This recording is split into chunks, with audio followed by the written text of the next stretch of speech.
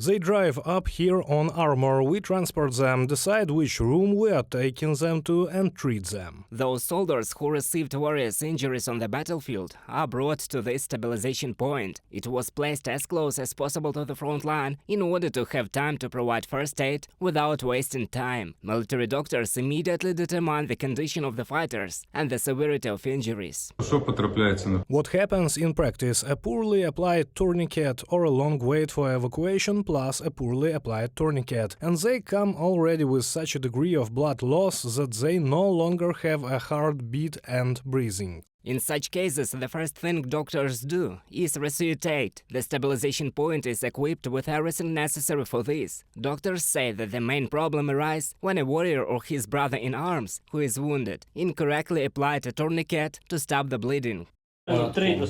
Literally, 3 turns are enough on NATO tourniquets. Here, a whitened hand, a brush, the tourniquet is correctly applied. Look at the bleeding. For example, here we have a wound. Does the blood stain increase? If it does not increase, then the bleeding has stopped. According to doctors, the most common wounds now are shrapnel. When different types of shells burst, the damage can be quite extensive and severe. Sometimes the military is just lucky.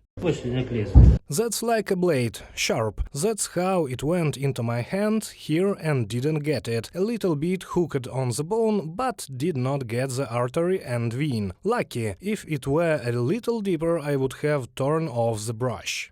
Doctors at the stabilization center work 24 hours a day, 7 days a week. In a matter of seconds, a decision is made of the correct provision of assistance. Do not move. Lie still, calmly. Brother, lie down, lie down.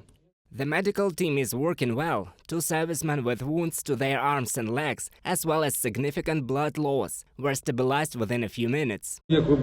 As you have seen, our task is to stop the bleeding. The tourniquets were removed for the first one, and if he even has an amputation, then its level will not be very high. Perhaps there will be an effective prosthetics. Yes, you saw they arrived with a big loss of blood. We supplemented them with fluid and they went further to the hospital more stable. Doctors say that the place of hostilities are maximally mined by the enemy, so the warriors began to receive mine-explosive injuries more often. In order for their patients to get to the hospital in a stable condition, they are doing everything possible to help the defenders in their further recovery. Reported by Roman Smoler, Alena Hramova, UATV News.